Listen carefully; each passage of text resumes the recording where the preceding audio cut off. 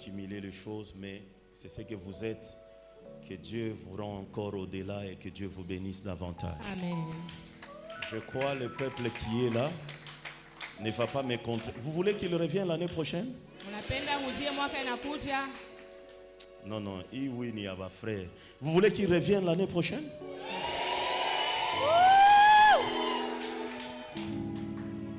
Il y a des moments où la voix du peuple est aussi entendue dans la Bible. Je ne dis pas ce que tu dis toujours, que non, c'est biblique, la voix du peuple. Non, non, je ne dis pas ça. Alors, merci infiniment, merci infiniment. Je crois qu'on aura toujours des moments où on va, je crois, continuer à bien garder cette relation. Vous êtes une bénédiction, non seulement pour la RDC, comme vous l'avez dit tantôt, comme on vous avait prophétisé par les prophètes Didier, pasteur Didier, vous êtes une bénédiction pour l'humanité. On doit vraiment faire de nos mieux pour garder et vous protéger, vous sécuriser. Amen. On continuera à prier pour vous. Nous avons parlé de beaucoup de choses en aparté. C'est une grande responsabilité. Ça nécessite vraiment d'être soutenu en prière. On va les faire. Je vous ai promis qu'on les fera et on les fera encore. Amen. Merci infiniment. Non seulement la génération Joël, personnellement, vous m'avez aussi honoré.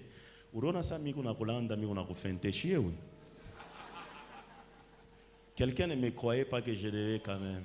Tu me crois maintenant? On dit quoi? On dit quoi? Je vous aime beaucoup. Un peuple merveilleux, vraiment. On peut l'écouter, il peut nous bénir. Et pendant qu'il avance, on acclame Jésus.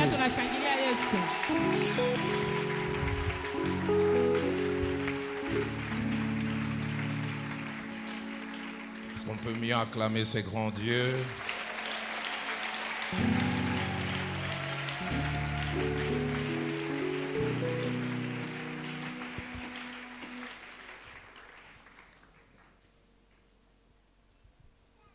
Je vais prier avec vous. Seigneur notre Dieu, c'est toi qui as rendu possible ces jours. C'était dans ton cœur, dans ton plan et dans ton projet. C'est un rêve et qui est finalement devenu une réalité. Tu vois combien je monte pour cette ultime prestation lors de cette série d'interventions. Je monte avec crainte et tremblement. Parce que j'ai conscience que ce peuple qui est devant, c'est ton peuple. Et celui-ci ne vient pas ici pour une distraction ou pour entendre quelques discours politiques. Ils viennent parce qu'ils ont faim, ils ont soif. Et je prie que je ne perde pas leur temps et que je ne perde pas aussi le mien. Aide-moi à mettre sur leur table spirituelle le pain chaud qui vient du ciel et qui répond aux besoins que toi tu connais. Je prie à cette heure que tu me touches par ta main, cet attouchement qui rend la prédication et l'enseignement un exercice facile, qui transforme la bouche d'un homme ordinaire en celle d'un prophète, et des paroles d'un homme sortant de la bouche d'un humain de flammes de feu pour ta seule gloire. Et puisque je sais que cette prière, elle est non seulement entendue, mais elle est bien plus exaucée, j'anticipe et je te dis du fond de mon cœur, merci. Au nom de Jésus, quelqu'un m'aide à dire Amen. Amen. Que Dieu soit béni. Je ne me lasse pas de faire part de ma reconnaissance à notre Dieu qui nous a fait lever ce matin et qui nous prête le souffle de vie et qui permet que je sois là ce soir partageant la parole de Dieu.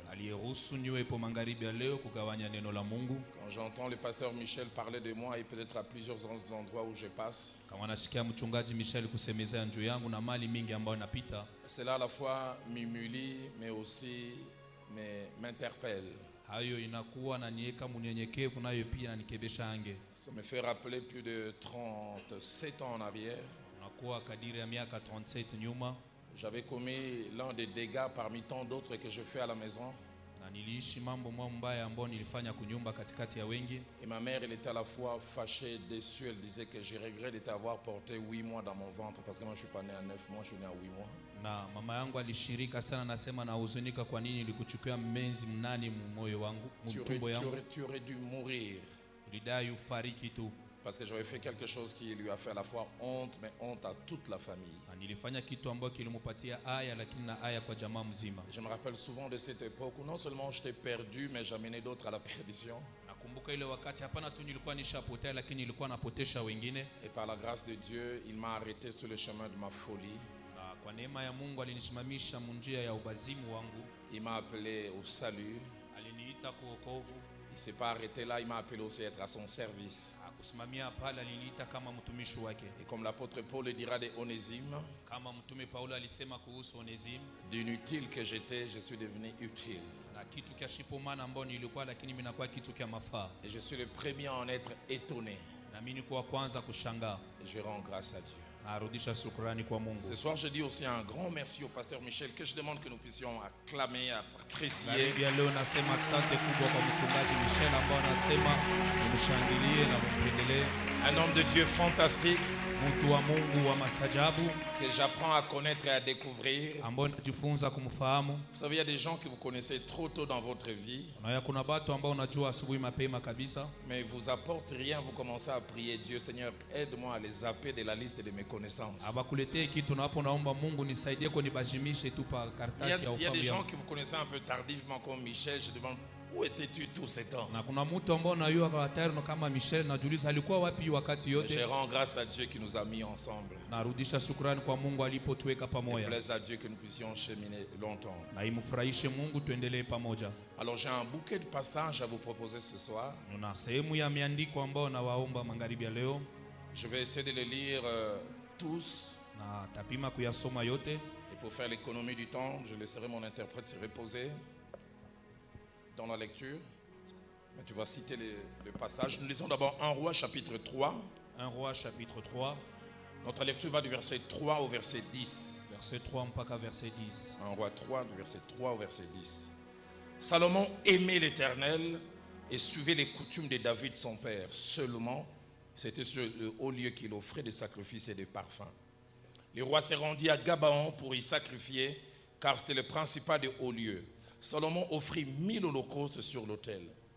À Gabaon, l'Éternel apparut en songe à Salomon pendant la nuit, et Dieu lui dit, « Demande ce que tu veux que je te donne. » Salomon répondit, « Tu as traité avec une grande bienveillance ton serviteur David, mon père, parce qu'il marchait en ta présence dans la fidélité, dans la justice et dans la droiture de cœur envers toi.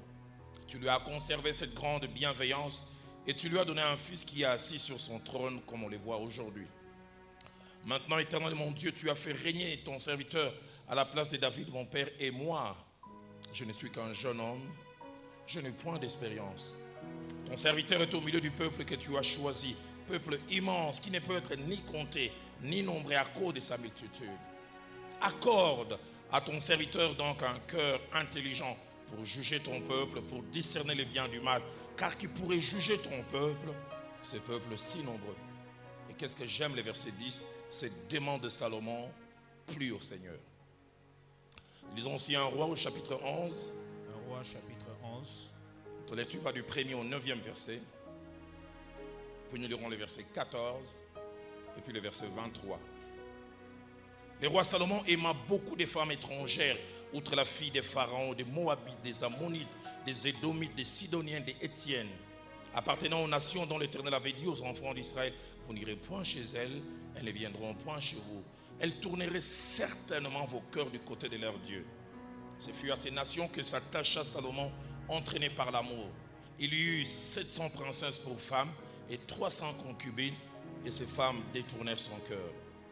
À l'époque de la vieillesse de Salomon, ces femmes inclinèrent son cœur vers d'autres dieux, et son cœur ne fut point tout entier à l'Éternel son Dieu, comme l'avait été le cœur de David son père. Salomon alla après Astarté, divinité des Sidoniens, et après Milcom, l'abomination des Ammonites. Et Salomon fit ce qui est mal aux yeux de l'Éternel. Il ne suivit point pleinement l'Éternel comme David son père. Alors Salomon bâtit sur la montagne qui est en face de Jérusalem un haut lieu pour Kemosh, l'abomination des Moab, et pour Moloch, l'abomination des fils d'Ammon. Il fit ainsi pour toutes ces femmes étrangères qui offraient des parfums et des sacrifices à leur Dieu. Soulignez bien le verset 9. l'Éternel fut irrité contre Salomon parce qu'il avait détourné son cœur de l'Éternel, le Dieu d'Israël, qui lui était apparu 2 fois. Verset 14. L'Éternel suscita à Salomon un ennemi, Hadad et l'Édomite de la race royale d'Édom. Verset 23. Dieu suscita un autre ennemi à Salomon, Rezon, fils d'Eliada, qui s'était enfui de chez son maître, Hadadazer, roi de Tsoba. Avant le dernier passage, nous lisons 2 Chroniques chapitre 26. Chapitre 26. Lisons du 3e au 5e verset. Puis nous lisons les versets 8. Et puis le verset 16 à 19. Avant de terminer avec le verset 21. 3 à 5, 8, 16 à 19 et puis 21. Osias avait 16 ans lorsqu'il devint roi et il régna 52 ans à Jérusalem. Sa mère s'appelait Jécolia de Jérusalem. Il fit ce qui est droit aux yeux de l'Éternel, entièrement comme avait fait Amathia son père. Il s'appliqua à rechercher Dieu pendant la vie de Zacharie qui avait l'intelligence des visions de Dieu. Et dans le temps où il rechercha l'Éternel, Dieu les fit prospérer. Verset 8. Les Ammonites faisaient des présents à Osias et sa renommée s'étendit jusqu'aux frontières de l'Égypte car il devint très puissant. Verset 16. Mais lorsqu'il fut puissant, son cœur s'éleva pour les perdre. Il pécha contre l'Éternel son Dieu.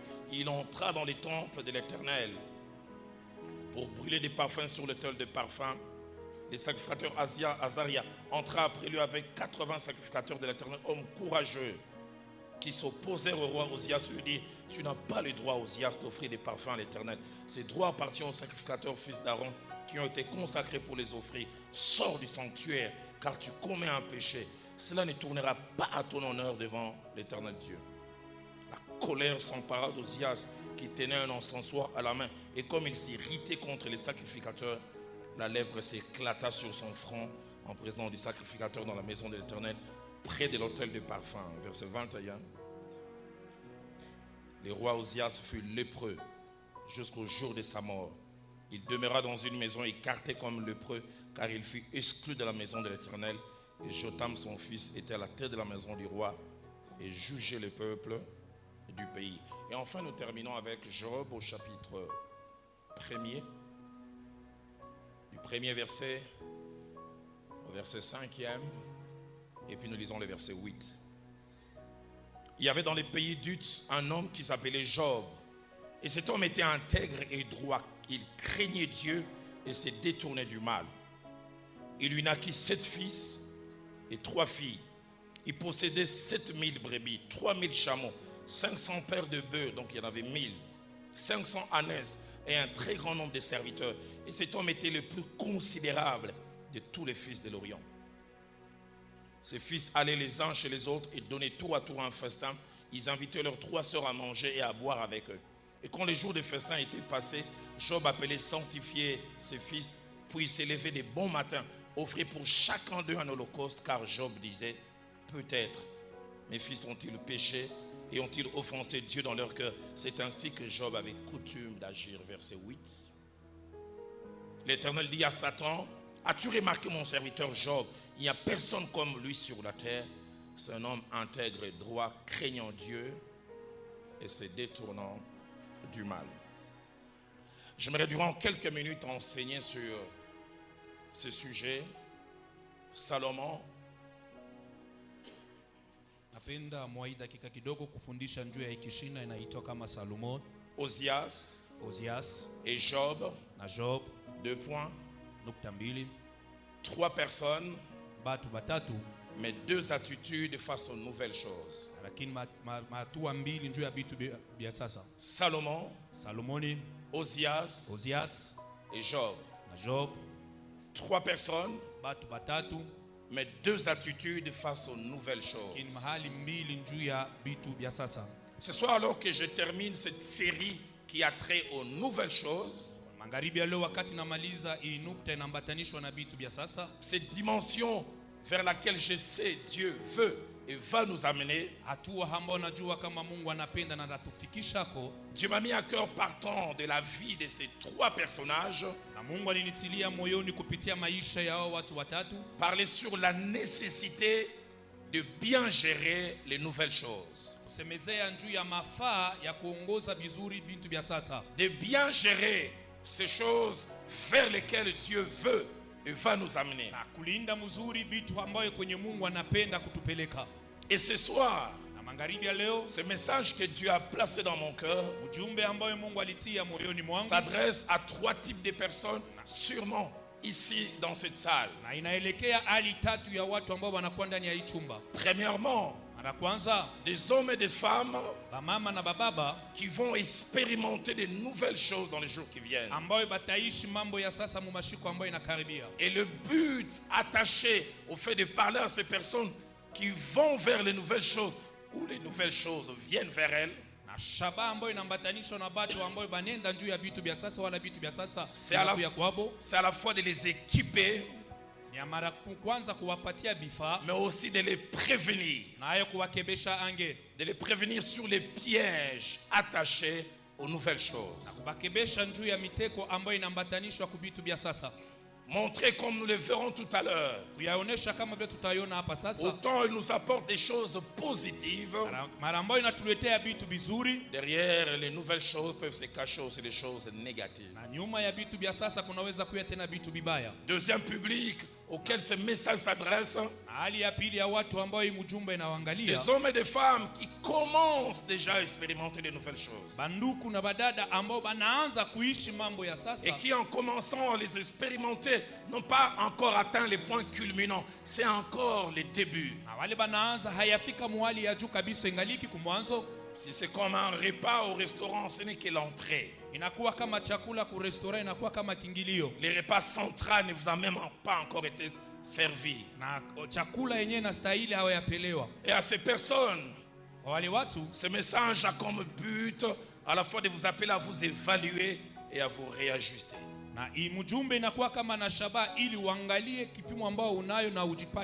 Au cas où la gestion de ces nouvelles choses n'est pas faite selon que Dieu le veut. Mais ce message, c'est aussi pour vous encourager à rester dans la bonne attitude si vous l'avez, alors que ces choses sont votre partage. Troisième public auquel ce message s'adresse, des hommes et des femmes qui déjà expérimentent les nouvelles choses et qui sont quasiment au sommet. À vous, ce message a pour objectif de vous appeler, vous et moi, à s'arrêter et à s'examiner.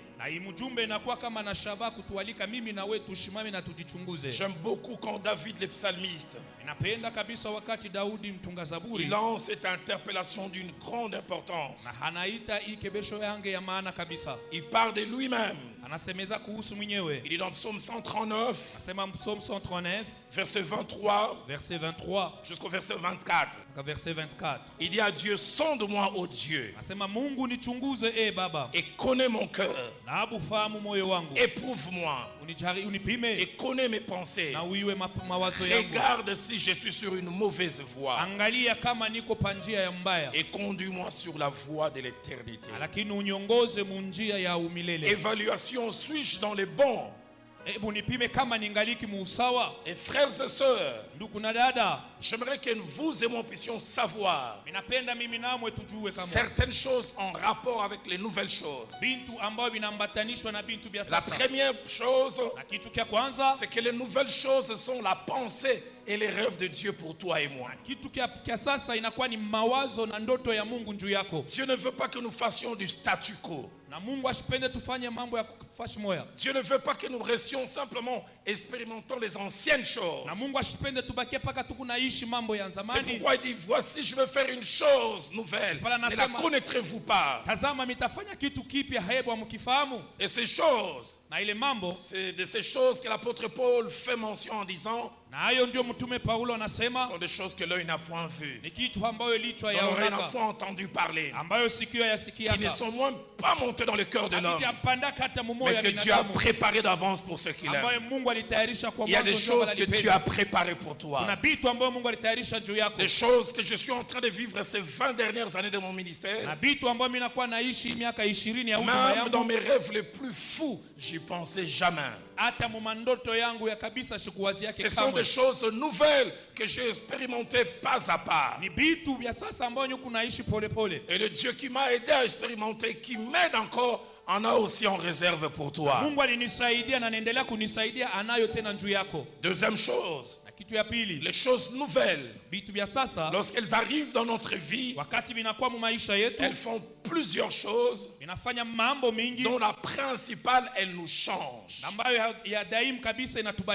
Les nouvelles choses que Dieu fait entrer dans notre vie ne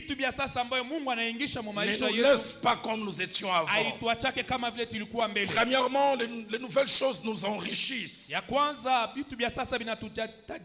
Elles nous donnent ce que nous n'avions pas avant. Elles nous font devenir ce que nous n'étions pas avant. Deuxièmement, les nouvelles choses nous valorisent. Elles nous donnent un poids et une importance que nous n'avions pas. Troisièmement, les nouvelles choses nous donnent une renommée. Elles rendent notre nom grand, comme Dieu avait dit à Abraham. Je suis étonné. Je suis toujours ce petit garçon qui s'est converti le 5 novembre 85 à 9h. Et qui habitait ce coin reculé à Kinshasa à l'Ozone. Aujourd'hui, il m'arrive rarement de passer à des endroits sans que l'on me reconnaisse. J'arrive la première fois à Toronto, j'atterris à l'aéroport. Je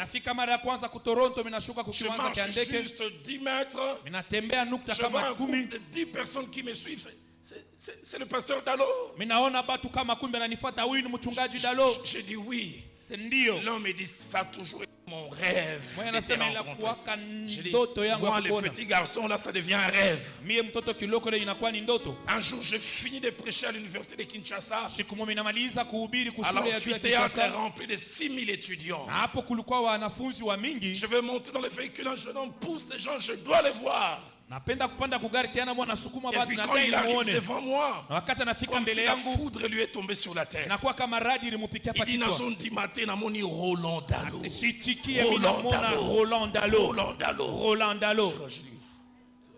Et puis il me dit, est-ce que je peux te saluer? Mais oui. Et puis quand il me salue, il se retourne et dit à ses amis, nakosala 3 jours nakosukola maboko te. Napesi Roland Dalo mbote. Quand Dieu apporte de nouvelles choses dans votre vie, vous avez une renommée. Et je déclare que cette saison arrive pour vous. Tout ça, ça faisait partie de la deuxième vérité. La troisième vérité, c'est que dans la pensée de Dieu, les nouvelles choses ne sont pas données en vain. Les nouvelles choses ont toujours un objectif. Le Dieu de la Bible n'est pas un fantaisiste. Proverbe chapitre 16, au verset 4, dit, Dieu a tout fait pour un but. Et le mot but là veut dire finalité. Intention première. Dieu ne fait rien pour rien. Et parmi les choses pour lesquelles Dieu fait de nouvelles choses, il y a 3 raisons.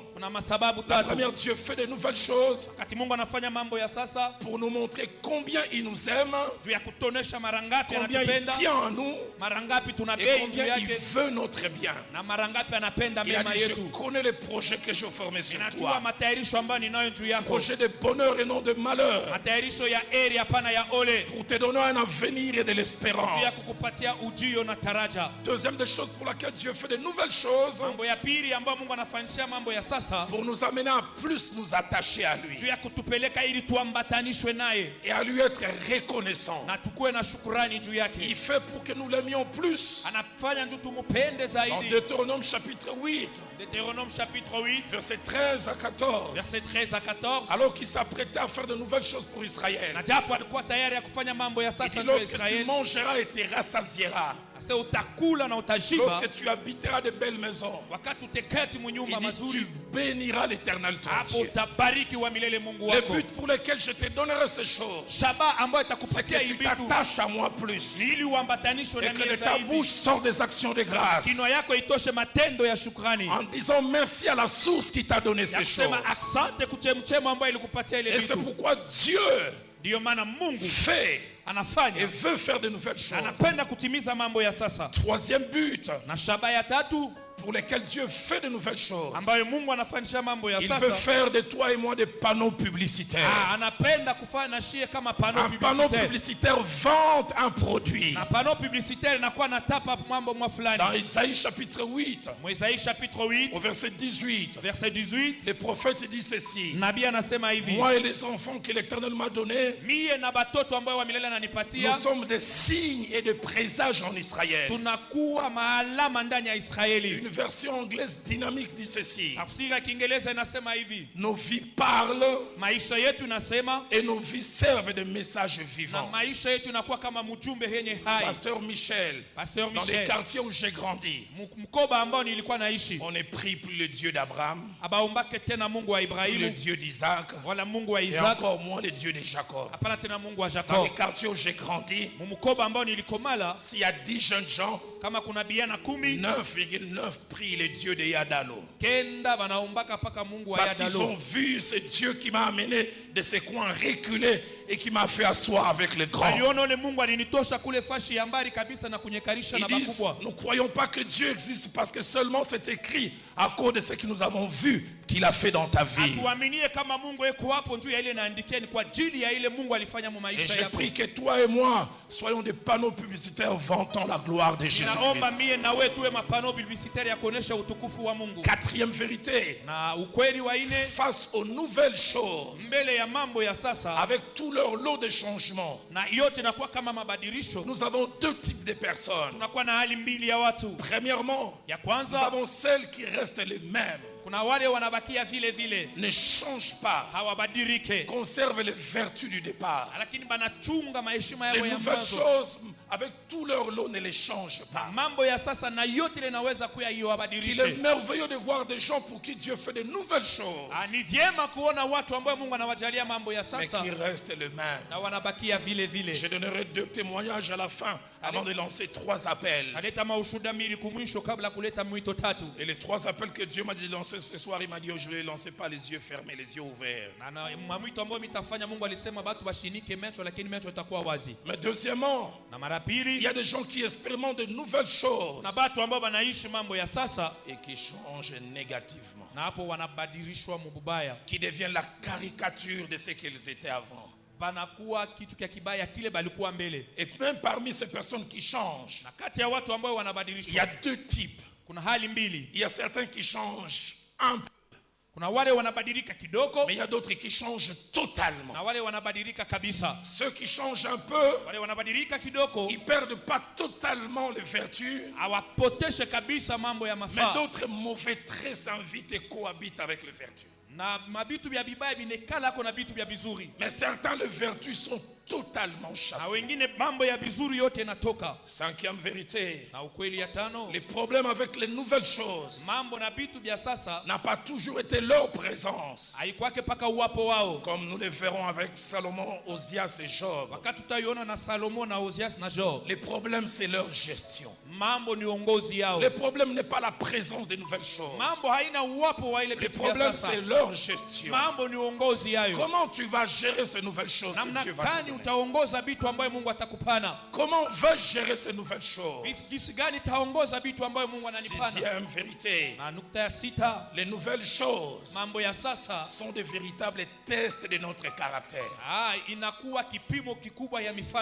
Les nouvelles choses finissent par démontrer qui nous sommes réellement.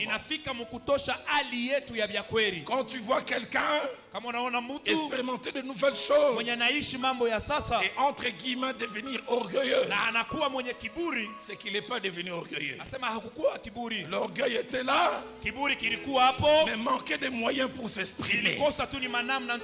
Tu vois quelqu'un expérimenter de nouvelles choses, devenir coureur de jupons et impudique. L'impudicité était là, mais manquait de moyens. Il disait dans son cœur,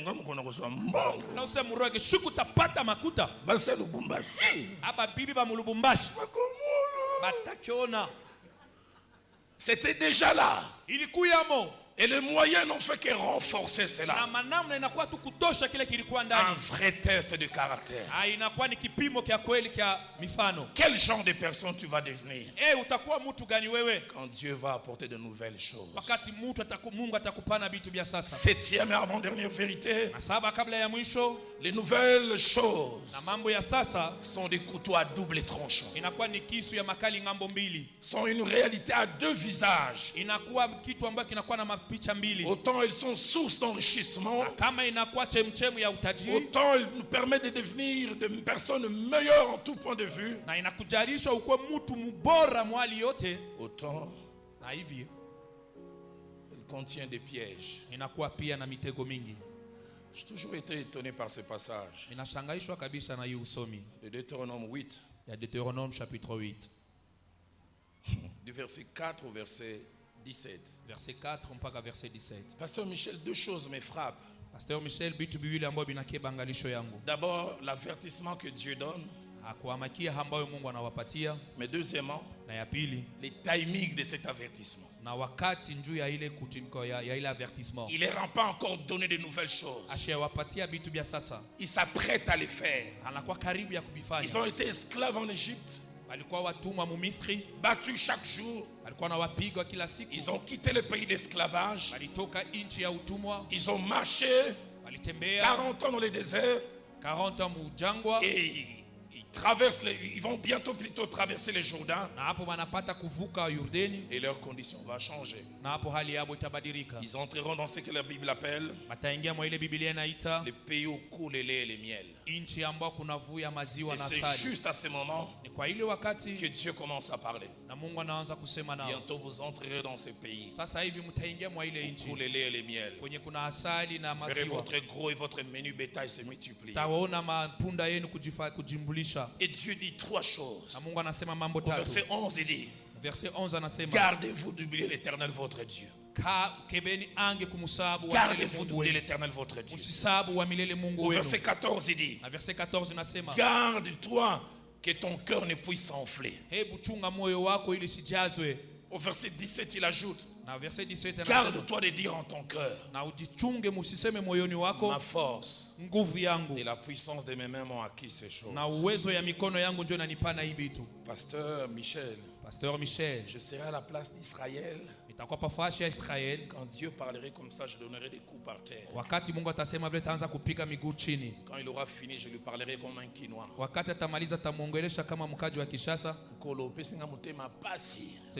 Mungu nanipatia roho ya nguvu. Uzana confiance na ngai te. Wewe haunitumainie. Donc usoupçonner que ngana ko bossa na yo. Wewe unawazia sema mimi naweza kukuacha. Na bapasi nyonso tumuna elongo. Mateso yetu tunaishi pamoja. Kolo naza décourager. Mungu napunguziwa moyo. Pourquoi Dieu donne-t-il cet avertissement? Il connaît la capacité qu'a de nouvelles choses de corrompre. Il connaît la capacité qu'a de nouvelles choses de changer les gens. Il dit, garde-toi d'oublier l'Éternel ton Dieu. Garde-toi que ton cœur ne s'enfle. Garde-toi de dire en ton cœur, ce que j'ai kile niko nayo efo perso inakuwa ni yangu mimi mwenyewe.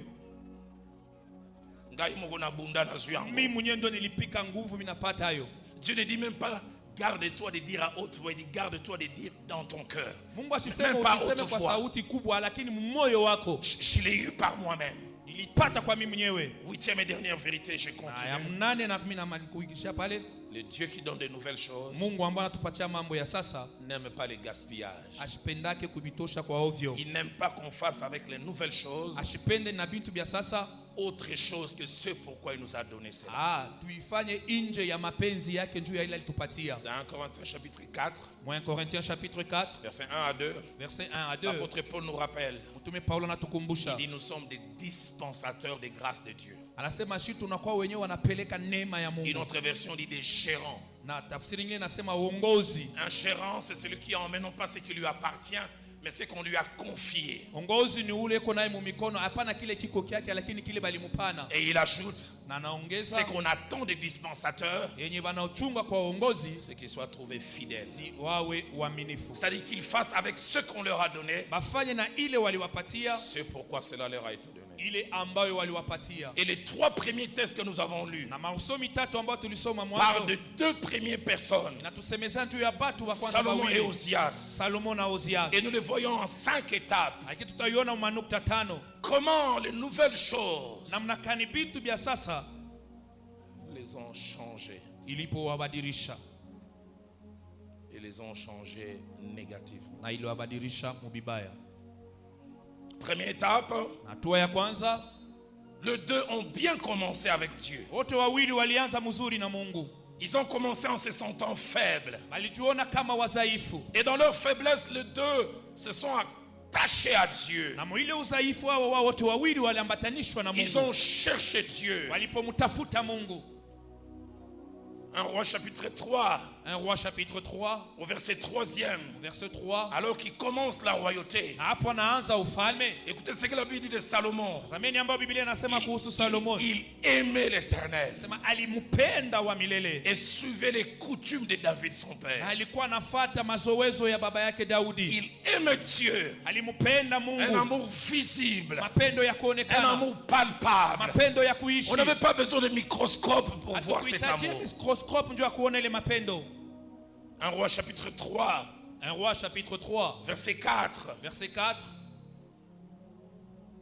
Il était reconnaissant vis-à-vis de Dieu. Alikuwa na tambuzi mbele ya Mungu. À peine il vient d'être établi roi, Hapo tu banamtia mfalme, il va offrir des actions de grâce. anaenda kutoa matendo ya Il shukrani. monte à Gabaon. Anapanda kule kugabao. Il offre 1000 holocaustes. Na hapo anafanya maholocaust 1000.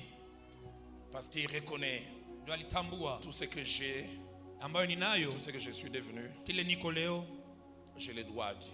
ni Mungu tu ndio ananipa nayo. 1 Roi chapitre 3 toujours, 1 Roi chapitre 3 versets 7 à 9. verset 7 à On 9. voit l'humilité dans son langage. Tunaona unyenyekevu mu misemo Tu yake. as placé ton serviteur devant un peuple nombreux. Mungu liweka mtumishi wako mbele ya Je taifa ne mingi. suis qu'un enfant. Mie ninakuwa tu ni mtoto mchanga. Je ne suis pas expérimenté. Mimi sina na ufundi. Donne à ton serviteur la sagesse. Patia kwa mtumishi wako hekima.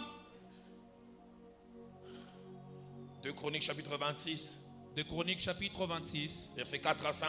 verset 4 5. Parlant du début d'Ozias, Nakuwa nasema mwanzo ya Uzia qui a accédé à la royauté à 16 ans. mwenye alikala kubufalme na miaka Il a 16. vu son père mal finir. Aliona baba yake alimalizia Le mbaya. verset 4 dit, Na verset 4 il inasema fit ce qui est droit aux yeux de l'Éternel. alifanya kile ilikuwa sawa kumbele ya Le wamilele. verset 5 ajoute, Verset 5 il inaongeza s'appliqua à rechercher Dieu. alijitoa kumtafuta Mungu. Le terme appliqué veut dire pas des actes momentanés, des actes qui demeurent. Alikuwa anafanya matendo Il ambayo persévère dans cela. alikuwa na dumu mwa ile. Il s'appliqua à rechercher Dieu. Alikuwa na dumu Parce qu'il kumtafuta savait Mungu. que sans Dieu, il ne pouvait pas réussir. Alijua bila Mungu kuweza. Deuxième étape pour les deux. Na hatua ya pili juu ya wale wawili. Les deux à cause de leur attachement à Dieu Wao wawili kwa ajili ya kuambatanishwa yao kwa Mungu ont obtenu de nouvelles choses. walipata vitu vya sasa. Parce que le Dieu de la Bible a dit, Kwani Mungu wa Biblia je alisema me laisserai trouver par celui qui me cherche. nitajiachilia kupatiwa kwa ule ananitafuta. 1 Roi chapitre 3, 1 Roi chapitre 3 verset 12 à 13. verset 12 mpaka À 13. Salomon qui avait simplement demandé la sagesse. Salomon tu alilomba hekima. Dieu dit, je te donnerai la Na sagesse Mungu anasema atakupatia et je te hekima. donnerai aussi ce que tu n'as pas demandé. Atakupatia na kile wewe La ukuomba. richesse et la gloire. Utajiri na utukufu. 2 Chroniques chapitre 26. 2 Chroniques chapitre 26. Au verset 5. Verset 5. Parlant de Osias. Inakuwa nasema kuhusu Osias. Osias. Dans les temps où il rechercha l'Éternel. Wakati ambao alikuwa anamtafuta wa milele. Dieu les fit prospérer. Na Mungu alifanya kama astawi. J'aimerais dire à quelqu'un, la prospérité est attachée à Dieu. Inasema kustawi. Pas chez un féticheur. Pas chez un marabout. Il y a la prospérité dans notre Dieu. L'Éternel le fit prospérer. Français courant dit, Dieu lui accorda du succès. La version Les Semeurs dit, Dieu lui accorda de la réussite. Je prie que toi qui as cherché Dieu durant Doxa, que mon Dieu t'accorde la réussite. Troisième étape. Le 2 qui ont cherché Dieu et qui ont obtenu de nouvelles choses. Ces nouvelles choses ont changé leur visage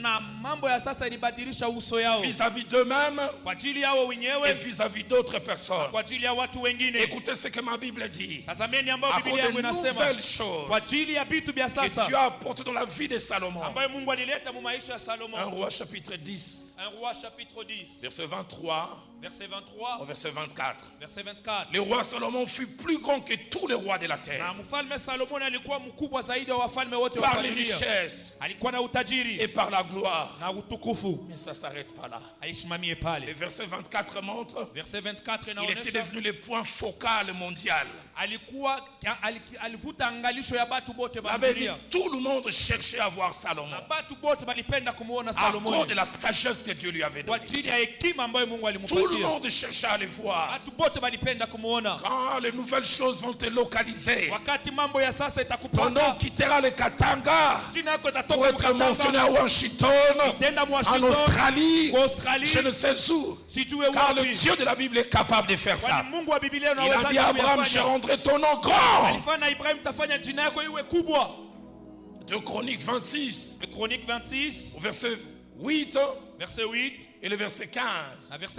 Par des effets dans la vie d'Osias. La Bible dit lorsqu'il rechercha l'Éternel, il devint puissant. Une autre version dit il devint influent. Il ne subissait plus la volonté d'autres personnes. Il imposait sa volonté. La version Darby dit il devint extrêmement fort. La version Nouvelle Bible Seconde dit il s'éleva très haut et devint fort à l'excès. Et le verset 15 ajoute sa renommée s'étendit au loin. On parlait de lui à des endroits où il n'est jamais arrivé. À cause de nouvelles choses que Dieu avait faites. Quatrième étape pour les deux. Quand les nouvelles choses sont venues, après des débuts qui ont été bons, les deux ont commencé à mal se comporter. Que vas-tu faire avec de nouvelles choses? J'ai toujours été étonné par la prière du sage. La première fois que j'ai découvert cette prière, j'étais contre. Mais avec les années, quand j'ai vu les dégâts que l'élévation a fait dans la vie de certaines personnes, j'ai compris la prière du sage. Il dit quelque chose. Il dit Seigneur, je te demande deux choses. Ne me les refuse pas avant que je ne meure. Ne me les refuse pas. Et puis il ajoute, ne me donne ni richesse exagérée, ni pauvreté exagérée. Et puis il justifie.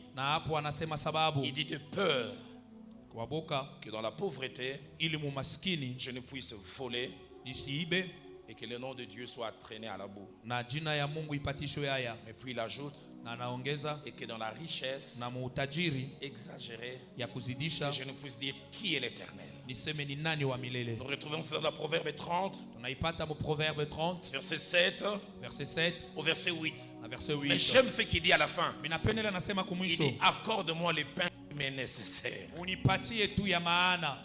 Accorde-moi ce que je peux gérer. Unipatie ile ambayo minaweza kuongoza. Il y a certaines bénédictions, Dieu ne nous donne pas, non pas parce qu'il ne nous aime pas. Kuna mabaraka ingine Mungu ashitupatia hapana tu ndio ashitupende. Il ne nous donne pas parce qu'il sait que cela peut nous détruire. Anajua sema akikupatia ile inaweza kukuua.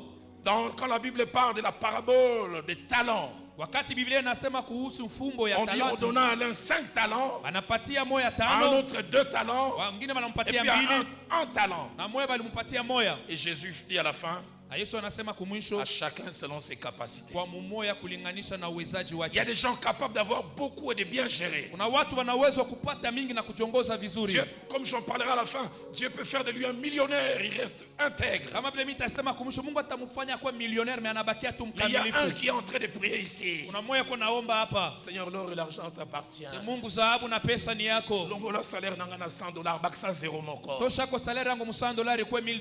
$1000 et ça nini. $1000 ni nini? Dieu dit aux anges, c'est petit là si je l'exauce. Hein. Sasa Mungu anaambia malaika, huyu mtoto kama mimi Les namujibia, filles de Kamalondo vont finir. maisha mkamalo banamke wa mkamalondo bataisha. Ange Gabriel, Malaika Gabriel, baksele kaka 200. umuongezee po tu 200. Comme on a 400. Nafika na 400. Parce que je ne veux pas les perdre. Ndio mishipende kumupotesha. Ils ont commencé à changer. Bakaanza kubadilika. Pas du coup. Hapana kwa ghafla. Petit à petit. Pole pole.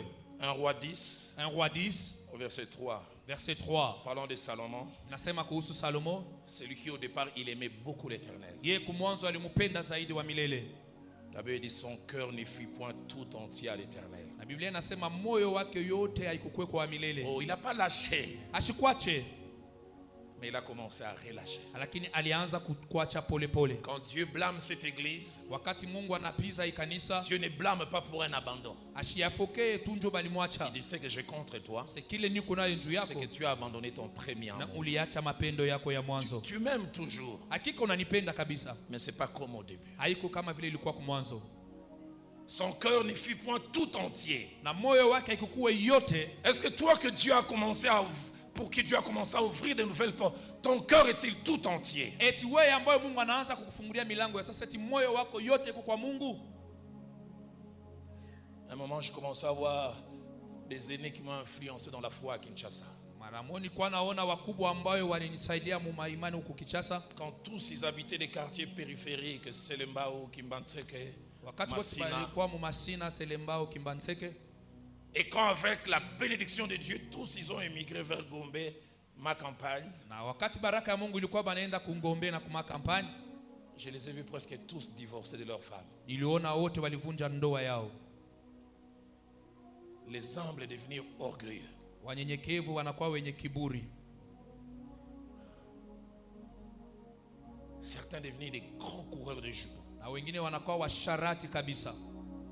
Non pas des gens qui tombent accidentellement, mais des gens qui vivent dans les péchés et pratiquent cela. Batu ambao wanakuwa naishi muzambi na zambi inakuwa maisha yao. Je commence à dire, Seigneur, si l'élévation amène à ça, Seigneur, ne me donne pas ça. Akawa nasema, Bwana, kama kunyanyuliwa inapeleka huko, Mungu usinipane hayo. Un jour, j'ai rencontré un de ses aînés. Siku moja nakutana na mmoja ule mkubwa. Il me disait, Petit Roland, Wanaita Petit Roland. sainteté non pas pour nous goûter gloire. Il me dit, Petit, yo so goûter gloire.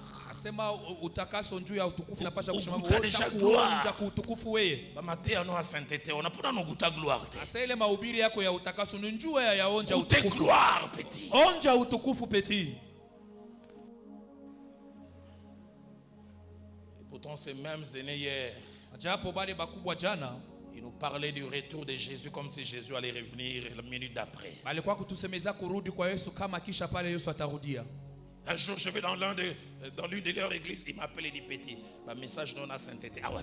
Nenda mkanisa ya mwase Petit ile mamjumbe yako ya utakaso hapa hapana. T'es à bord, oyo. Asa ubiri hii. Je lui ai dit, si c'est ça, je prêche pas. Asa hii mishta ubiri. Et quand j'ai sorti, j'étais triste. Wakati nilitoka nilikuwa na huzuni. Je revoyais la même personne 20 ans, 25 ans en arrière. Nilikuwa naona le mtu 20 ans, 25 ans les veillées de prière que nous avions. Mavea ya maombi ambayo tulikuwa nayo. Papa réussite, Michel. Je vous supplie, ne perdez pas ces choses que vous aviez il y a 25 ans. J'ai vu Dieu a ouvert des portes. La génération Joël circule au travers le monde. Les piétons sont devenus des gens en véhicule. Et quel véhicule? Quand j'ai vu Michel habillé, j'ai dit mais moi je suis habillé au brouillon. J'ai envie de lui dire comme les Quinois pour tout nous payer.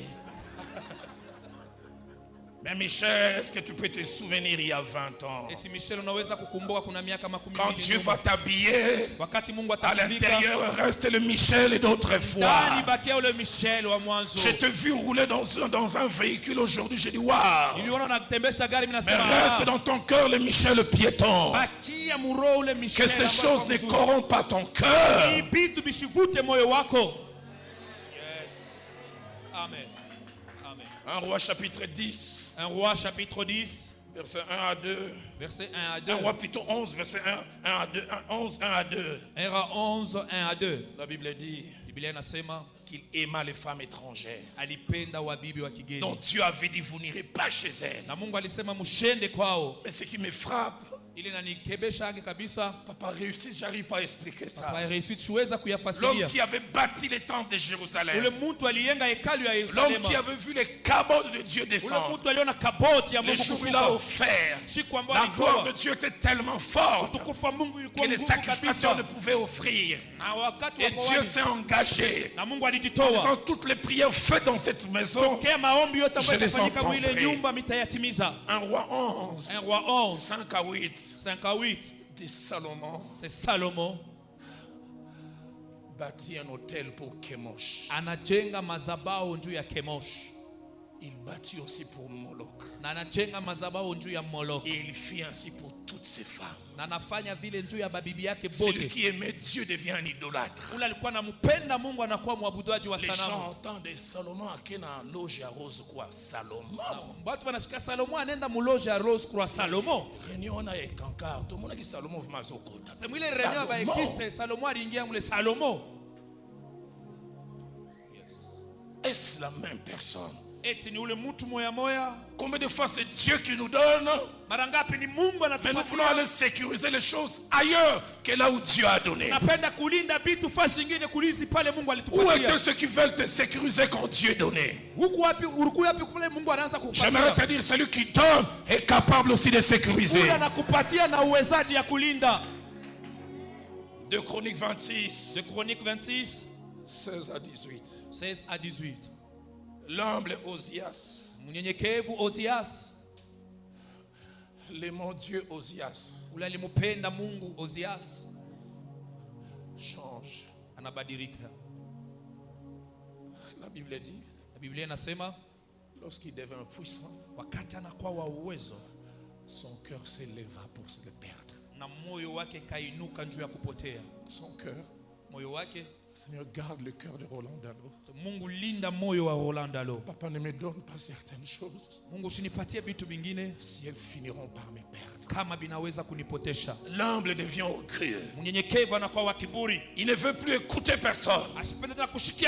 Il veut s'approprier tous les pouvoirs. Les pouvoirs politique ne lui suffit plus. Je veux aussi offrir. Et quand il entre, les sacrificateurs l'arrêtent et disent non.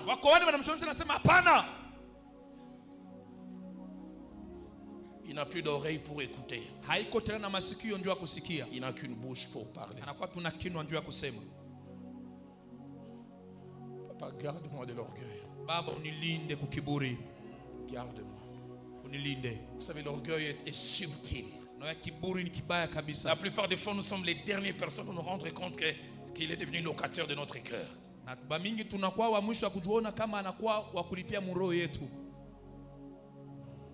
Quel que soit ce que Dieu fait, ne gonfle pas.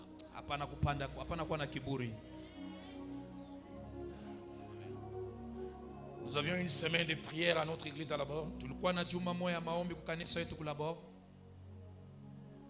Le premier au 4e jour, chaque jour il y avait un conducteur de louange. Quand on a fini le 4e jour, on a annoncé que c'est notre meilleur conducteur. Tout le monde savait que quand lui tenait le microphone, c'était différent.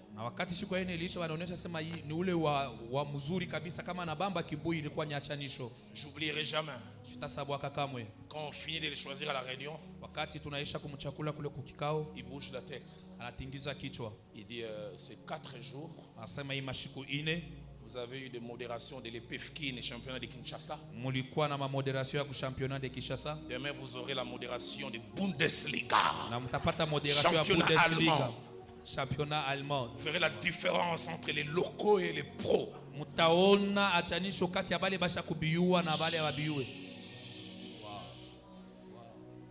Même si c'est vrai, laisse les autres le dire. Yes. J'ai été touché il y a 5 ans. Oyedepo arrive à Kinshasa. On les présente ici, il y a un grand homme de Dieu. Il monte et dit, je ne veux pas contredire le frère qui a parlé. Je ne suis pas un grand serviteur de Dieu. Je suis un serviteur de Dieu ayant un grand Dieu.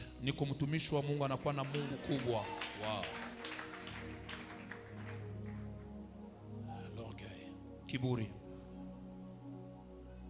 J'entendais un aîné dans la foi passer à la télévision. Il dit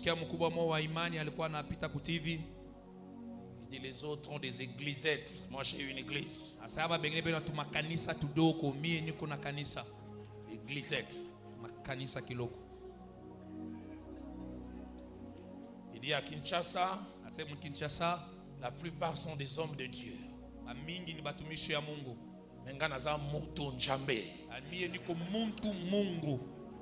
Les autres sont des hommes de Dieu.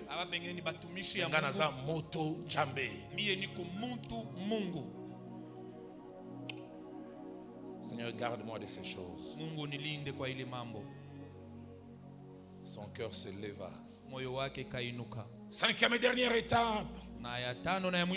Les deux, dans leur déviation, n'ont pas laissé le Dieu qui leur avait donné de nouvelles choses indifférent. 1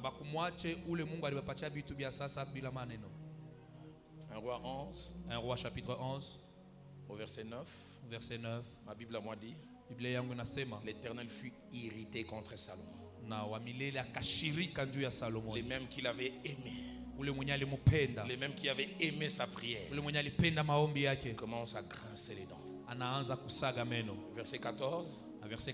La Bible dit, l'Éternel suscita un ennemi à Salomon. Il dit à raison, portez armes, frappez. Ce n'est pas le diable, le même Dieu qui avait élevé.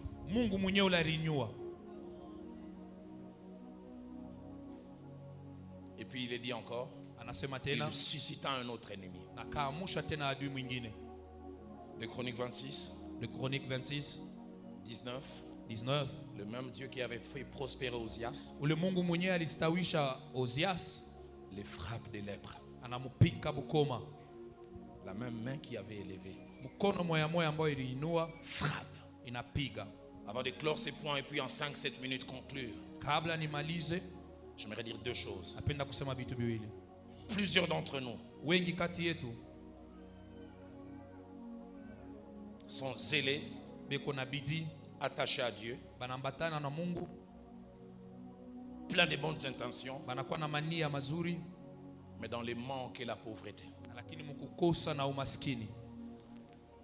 Il arrive, nous avons de très bonnes dispositions dans les manques pour servir Dieu.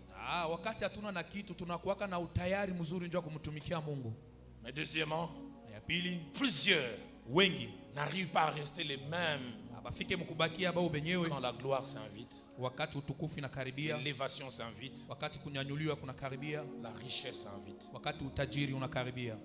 J'aime ce que l'apôtre Paul déclare lorsqu'il écrit aux Philippiens, dans Philippiens 4 verset 12. Il dit, je sais vivre dans l'humiliation et je sais vivre dans l'abondance. La plupart d'entre nous savons vivre dans l'humiliation. Dans l'humiliation, nous sommes saints. Dans la pauvreté, nous sommes intègres. Est-ce que tu resteras la même personne si Dieu remplit tes mains? Quand Dieu va amener ton nom au loin, vas-tu rester la même personne?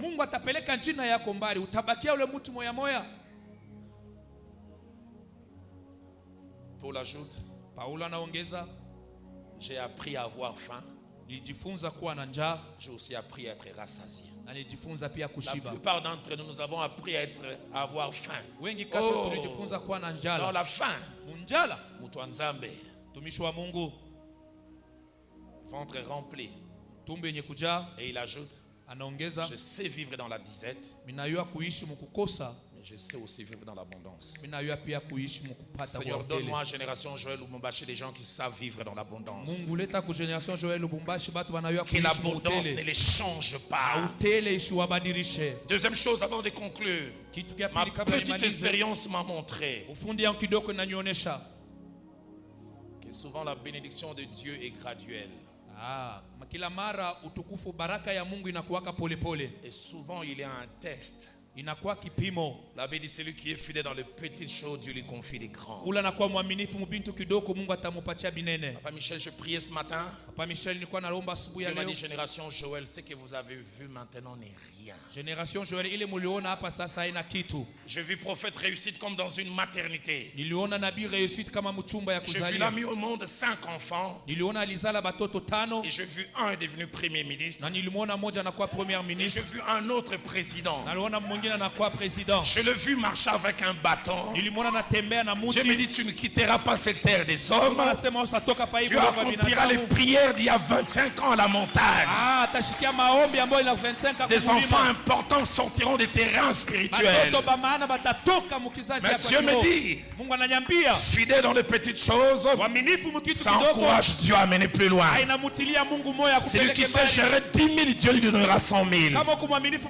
Celui qui sait gérer 100 000, Dieu lui donnera 1 million. Papa, je déclare une saison de fidélité dans les petites choses qui nous qualifie à des grandes choses. Je déclare que tu ne joueras pas dans les petites choses, parce que Dieu veut t'amener plus loin. Si tu crois en cela, tu dois dire Amen. Mais je termine. Contrairement aux deux qui n'ont pas su gérer les nouvelles choses, Job, il a su gérer les nouvelles choses.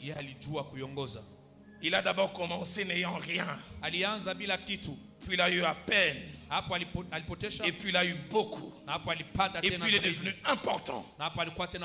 J'ai toujours été étonné la manière dont la Bible parle de Job. Job 1:3 dit, il avait 7000 brebis, 3000 chameaux, 500 ânesses, 1000 bœufs, beaucoup de serviteurs.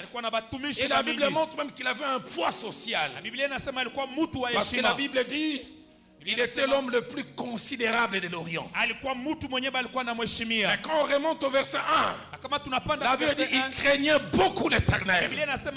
Il était intègre. Il était intègre.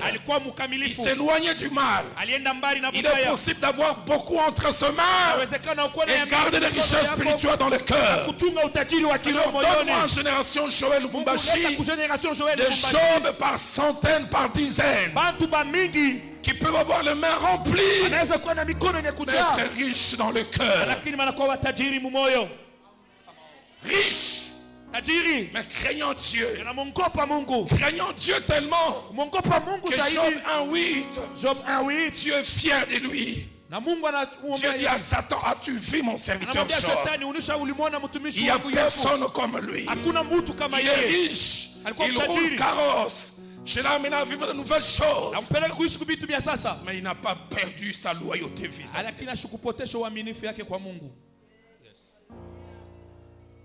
Quel genre de personne tu vas devenir?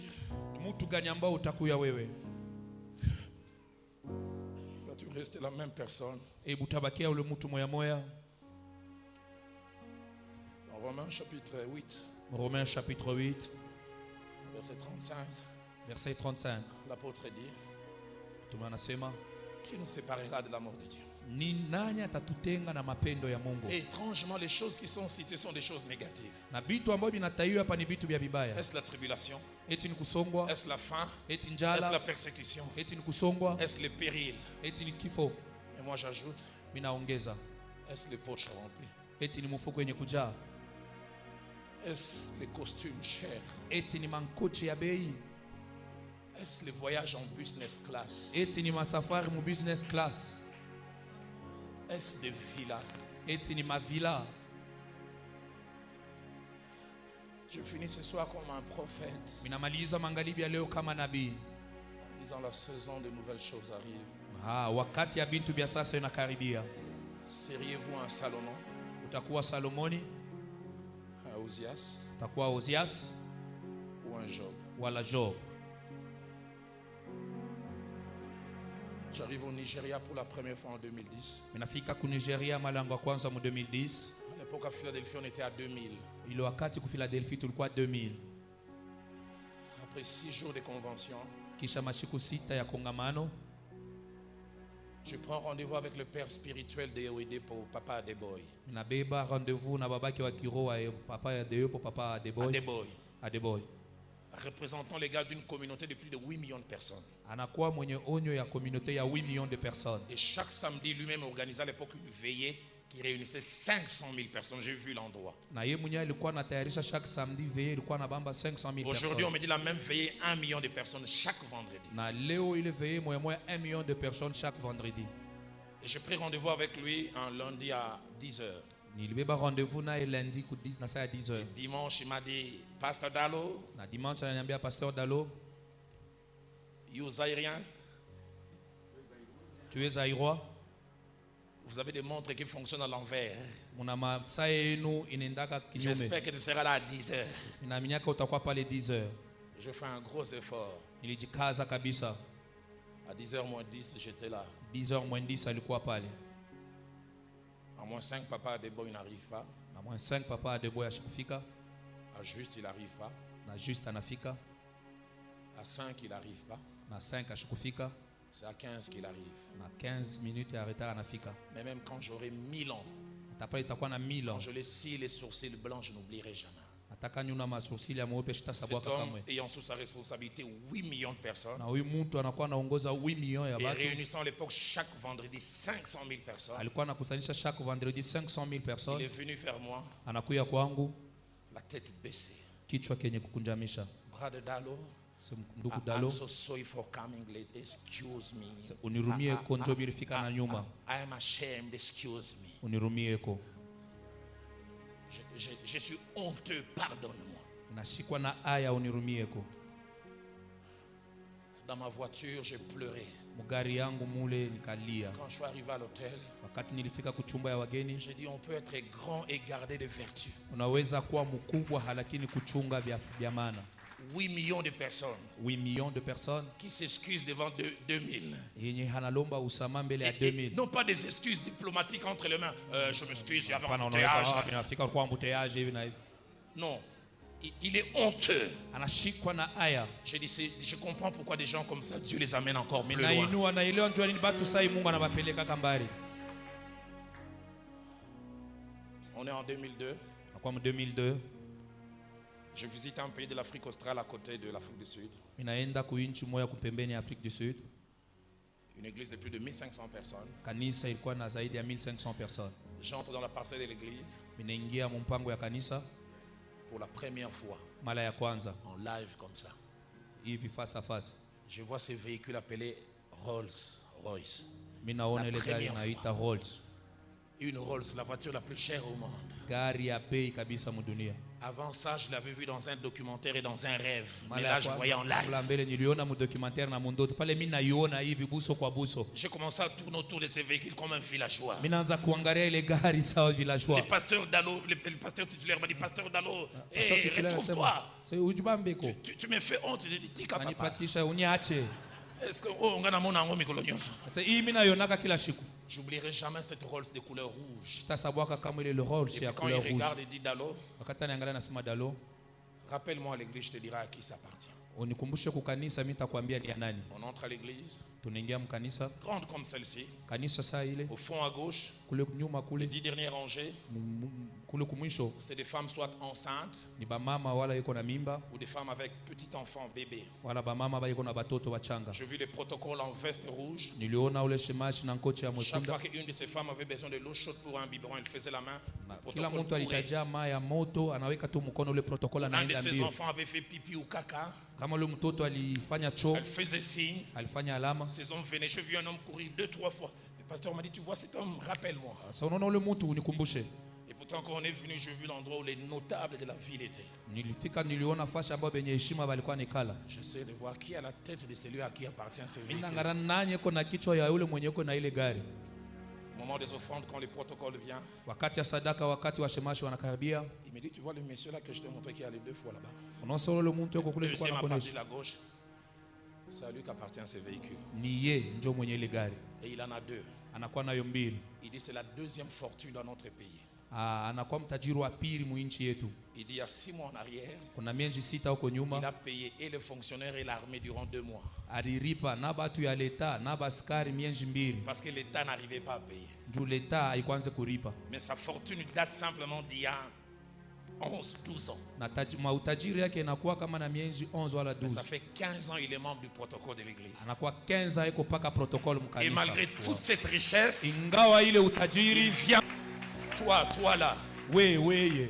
Ton salaire quitte 200, ça devient 1000, la démarche change. Salaire yako natoka mutesa na kwa salaire quitte 200, ça devient 1000, la démarche change. Salaire yako natoka mutesa na kwa 2000 mwendo inabadilika. On te nomme même pas député. Wewe hayakuwa ta député. Pas même chef de quartier, chef de la rue. Chef de quartier ou chef de la rue. Chef de rue. Mais pasteur Michel azofani sanga isike sengelité. C'est pasteur Michel wanyeka fashi la istailia. Ngala rofanda kunate. C'est Michel spikala kule. Salomon, Osias, ou Job. Je me demandais aux musiciens de venir avec moi. Napenda waimbaji wakaribie. C'est quand tu es monté dans mon cœur. Nyimbo ilipanda moyoni mwangu. Attire-moi à toi. Nikokote kwako. Ne me laisse pas. Usiniache. Je vais tout abandonner. Mitaacha yote. Restaurer notre amitié. Je vais lancer triple appel. Mitafanya mwito tatu. Et j'appellerai notre papa réussite à venir prier. Natamwita baba yetu réussite atakuomba. Ces 3 appels, je lance pas les yeux fermés. Inataifanya bila macho ya kufunga. Le premier appel. Mwito ya kwanza. Y a-t-il quelqu'un ici ce soir? Eti hapa magharibi ya leo kuna mtu moya qui veut dire Dieu a commencé à me donner de nouvelles choses. Anasema Mungu anaanza kunipatia mambo ya sasa. Et je ne suis plus la même personne. Lakini mishi na ule. Je suis secoué. Minatingizikwa. Je n'ai pas lâché totalement. Mishi kuachiria yote kabisa. Mais je ne suis plus totalement celui ou celle que j'étais autrefois. Lakini mishi na ule wala ule alikuwa kale mashiko kwa mwisho. Et ce soir, j'aimerais revenir à Dieu. Na magharibi ya leo napenda kumrudilia Mungu. Quand j'ai prié, asubuhi ya leo wakati nilikuwa naomba, Dieu m'a dit il veut faire de cette soirée Mungu alisatafanya hii magharibi le premier jour de tout le reste de la vie de quelqu'un. Itakuwa siku ya kwanza ya mashiku yote na bakia ya maisha ya mtu. Il m'a dit Roland, ce soir j'aimerais remettre les compteurs à zéro. C'est Roland magharibi ya leo ninapenda kurudisha compteur ku zero. Y a-t-il quelqu'un sincèrement oublie qui est à ta gauche, oublie qui est à ta droite? Kuna mtu hapa sababu mwenye anakuwa mbele yako, nyuma yako, shoto yako, ume wako. Je commence à expérimenter de nouvelles choses. Anaanza kuishi bintu bya sasa.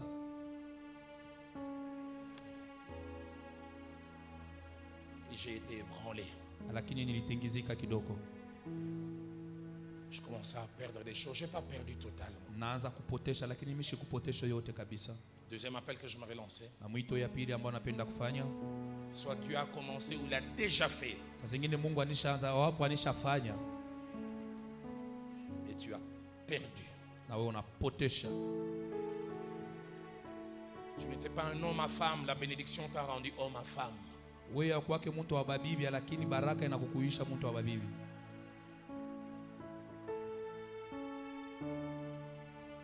Je vois cette jeune fille qui priait avec nous. Naona ule binti alikuwa anaomba nasi maombi asubuhi. Quand elle était étudiante à l'université protestante du Congo. Wakati alikuwa étudiant kwa université protestante du Congo. Son premier travail. Kazi yake ya kwanza conseiller juridique dans une compagnie de téléphonie cellulaire. Alikuwa conseiller juridique mkompania telefoniki hapa. Salaire minimal 4500. Na alikuwa na salaire ya 4500. Et sans compter tout ce qu'on lui donnait comme bonus, les mois il avait 10 000.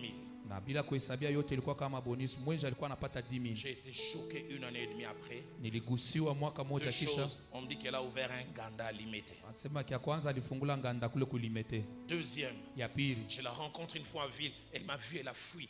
Elle portait une chaînette au pied. Nakutana naye muvila na kimbia, alikuwa na chaînette kumukulu. Quelquefois la faute de Dieu c'est de bénir. Kosa ya Mungu Samuel ni kubariki. Il y a quelqu'un ce soir kuna mtu mwa magharibi ya leo qui doit revenir à Dieu. Anapasha kumrudilia Mungu. Si vous voulez répondre au premier ou au deuxième appel, kama unapenda kujibia kwa mwito ya kwanza wala ya pili, wakati mwimbo itakuwa inapita, venez ici devant. Utakaribia kukumbele. Dieu m'a dit n'insiste pas sur cet appel. Mungu anasema usikajishe pa ile mwito. Si quelque chose de pire vous arrive, kama kuna kitu ambacho kinakufikia, je dirai ce jour-là dans sa présence, nasema ile siku muwapo wake, commandant en chef, ce soir-là j'avais fait de mon mieux. Sasa nilifanya ile natakiwa kwa ile siku. Il s'est perdu non pas à cause de moi, alipotea na njuu yangu, c'est lui-même. Ni yeye moya. Troisième et dernier appel, na mwito ya mwisho, ce message t'a servi de vaccin.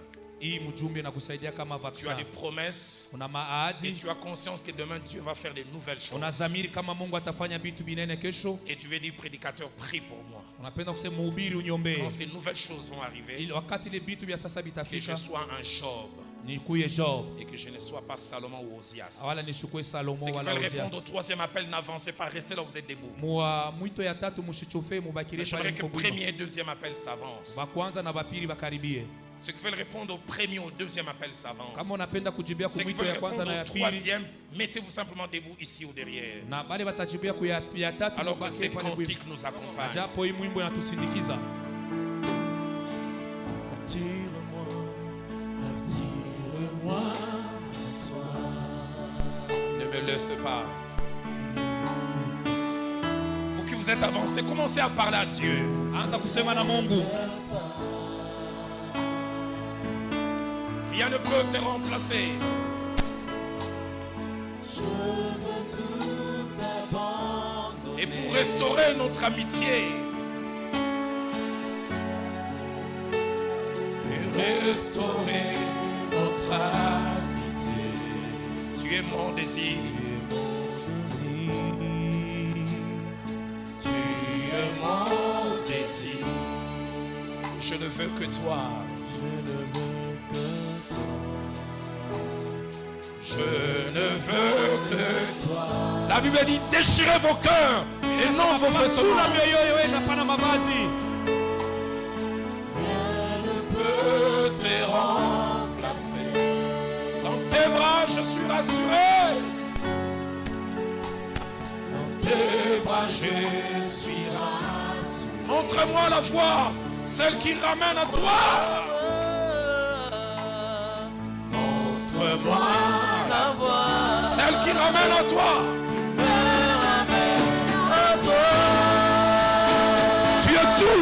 Tu es tout pour moi. Tu es tout pour moi. Sans toi, sans toi, sans toi, je ne peux vivre. Tu es tout. Tu es tout pour moi.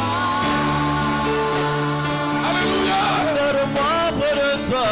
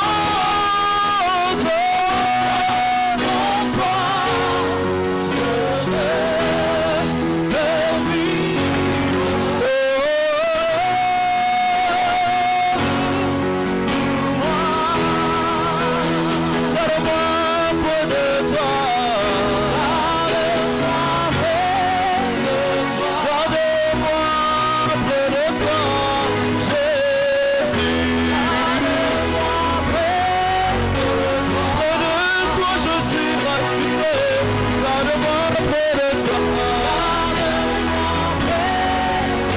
Je veux être plus près de toi, Seigneur.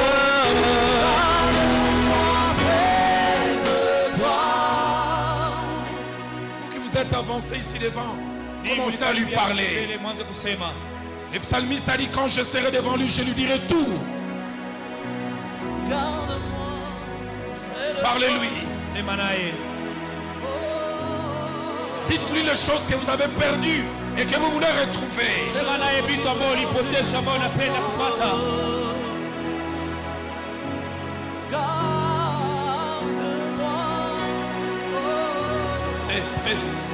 Alors qu'ils sont en train de prier,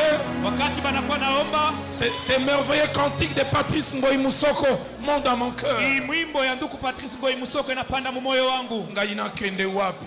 Mitaenda wapi? Nakende wapi? Mitaenda wapi? Nasina pona yo. Minisha kukuchakula wewe. Nasina vota yo. Mini kuchakula ni wewe. J'aime quand il ajoute. Minapenda wakati anaongeza. Bisengo na bango ya tango moke. Furahi hapo ni wakati kidogo. Akosepela lelo lobi bakomi kolela. Atafurahi leo, kesho wanaanza kulia. Inakende wapi? Inakende wapi? Isusu nakende wapi?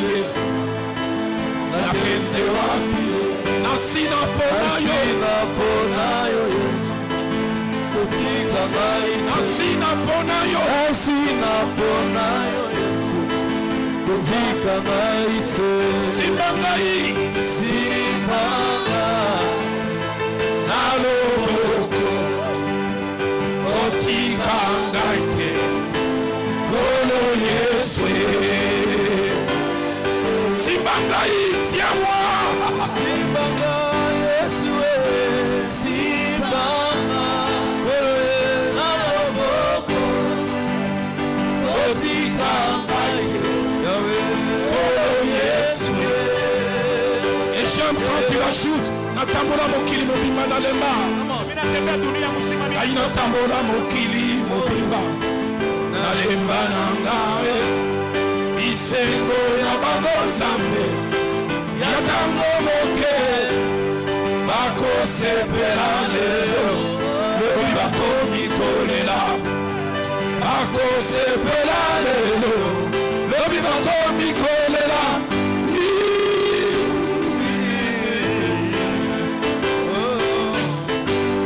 Gaina kende wapi? Papa réussite. Gaina kende wapi? Nakende wapi? Natina pona yo, Yesu. Kotika ngai te. Nasina vota yo, Yesu. Kotika ngai te. Simba ngai, simba ngai. Yahweh, kotika ngai te. Yahweh, kolo Yesu.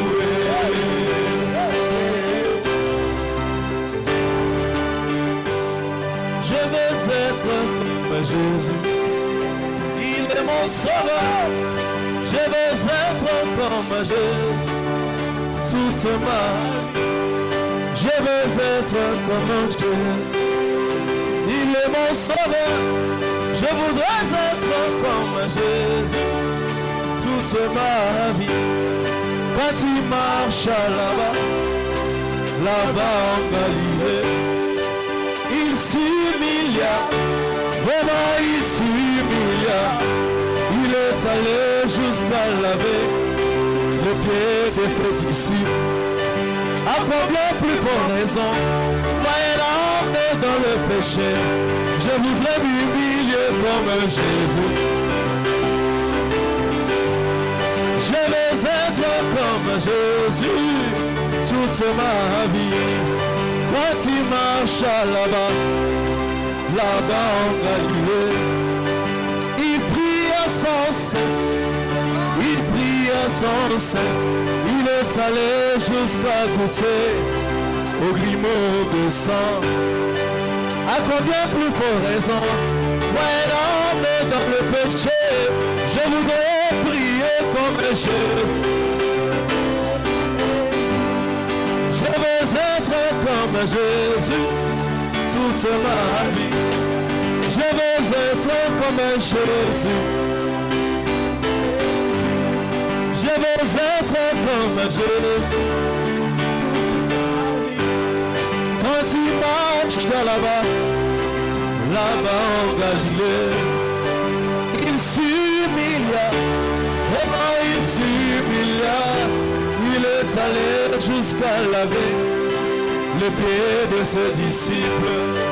À combien plus fort raison, moi un homme dans le péché, je voudrais m'humilier comme un Jésus. Je veux être comme Jésus.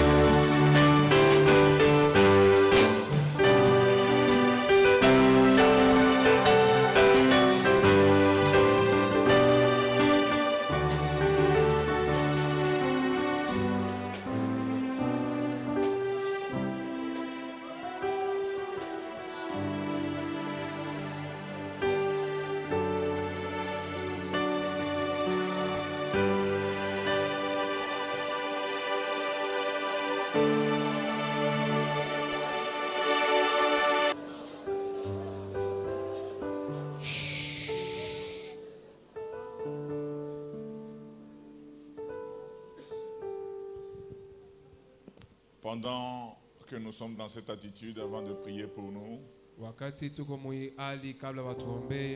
je dis une chose et deux choses où je ne fais pas d'appel, je nous rappelle seulement. Nous sommes toujours dans l'attitude de prière. J'arrive à Kinshasa. Je trouve un de mes enfants, lui aussi était prophète. On lui pose la question, cette femme, c'est la femme de qui? Il dit, c'est la femme de tel ministre d'État. Il dit, c'est sa première femme. Il dit, c'est sa quatrième femme. Partenaire d'un prophète pour l'œuvre de Dieu. Au commencement, il n'en était pas ainsi.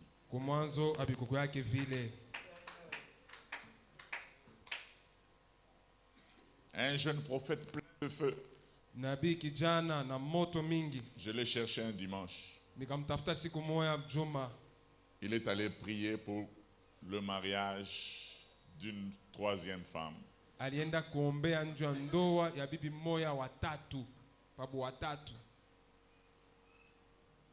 Au commencement, il n'en était pas ainsi. Je sais que quand tu es entré dans la présence de Dieu, il fallait qu'on vienne te sortir de là. Maintenant, tout ce qui t'intéresse, c'est le make-up.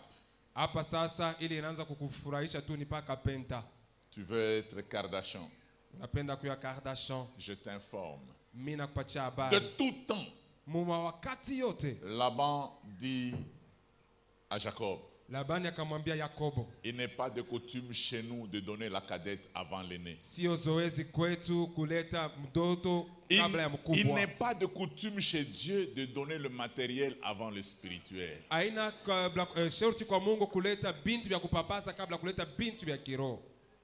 Nous n'avons pas encore grand-chose. Quelle bêtise! Quelle bêtise! Bien-aimé, il est temps que les gens reviennent à Dieu. Il est temps de revenir au premier amour quand Dieu disait, je me rappelle quand tu me suivais comme une fiancée dans le désert. Israël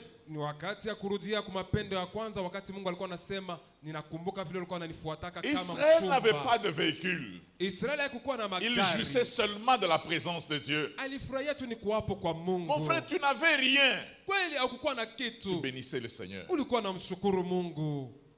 Aujourd'hui, c'est à peine que tu bénis le Seigneur. Tu veux avoir, tu veux.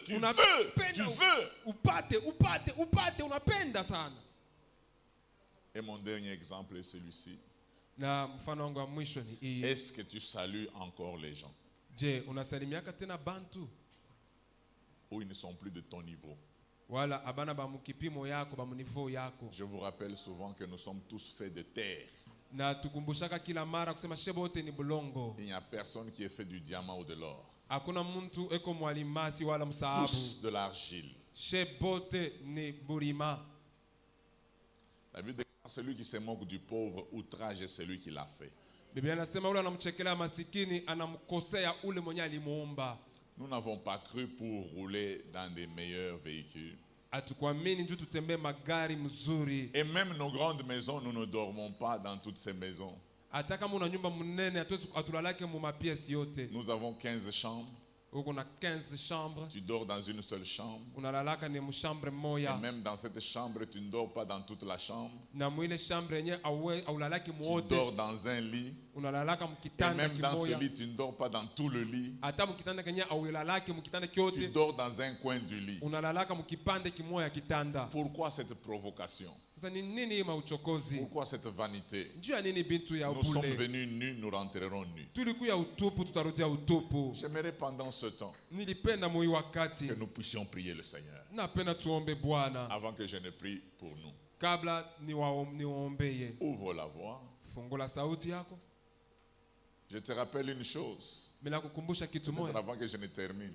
Un frère qui était au milieu de nous, pour qui on payait le transport, Dieu l'a seulement béni. Il n'a même pas été ministre, il a commencé à travailler avec un ministre. Il ne prend plus nos appels. Je voudrais savoir, dans le temps, ton téléphone était plein d'hommes de Dieu. Maintenant, qui sont dans ton répertoire? Général, gouverneur, inspecteur, commandant. Plus les pasteurs partent de ton répertoire, plus l'enfer s'ouvre pour toi.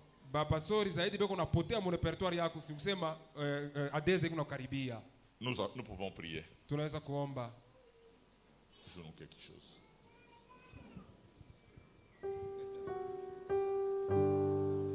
Ramène seulement ton cœur à Dieu, je prie pour toi. Oh, merci Seigneur. Merci mon roi. Seigneur, ce message n'est pas venu nous condamner. Mais ce message est venu nous remettre à nos places. Pour que cette parole du livre ne s'éloigne point de nous. Que nous puissions la méditer jour et nuit. Afin d'agir fidèlement selon elle, afin que nous ayons du succès. Oh Jesus, m'appelez-y. Oh Jesus, oh Dieu de gloire, oh Dieu et mon roi. Que ton nom seul soit béni, que ton nom seul soit loué, que ton nom seul soit élevé. Tu es Dieu, tu restes un Dieu d'éternité à l'éternité. Oh Jesus.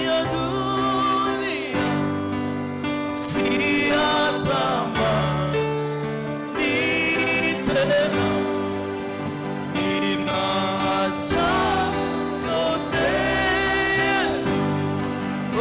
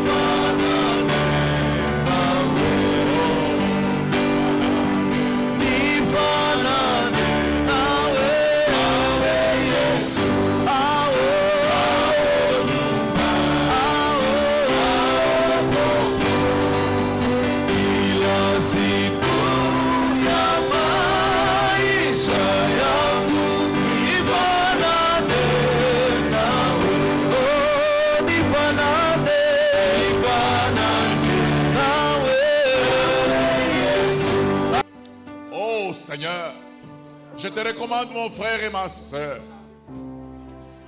Je te l'abandonne au bas de la croix. Je voudrais que toi seul puisses agir dans sa vie. Je voudrais que toi seul arrives à te manifester. Ces bien-aimés qui s'humiliaient devant leurs dirigeants, qui sont devenus plus orgueilleux, Seigneur, aide-les à être des brebis et non des boucs et des chèvres. Seigneur, pour la génération Joël, mon Dieu et mon roi, au commencement, il n'en était pas ainsi. Seigneur, 5 minutes était beaucoup pour qu'on ressente la présence de Dieu. D'où vient, Seigneur, qu'aujourd'hui nous prenons du temps. Nous nous sommes éloignés de toi. Seigneur, aide-nous. Assiste-nous. Travaille en profondeur dans nos vies pour que ton nom seul soit glorifié. Tu es Dieu, tu restes Dieu d'éternité en éternité. À toi l'honneur, la gloire et la majesté. Merci Seigneur pour tout ce que tu as fait pour nous. Merci, merci, merci, merci. Merci, merci, merci.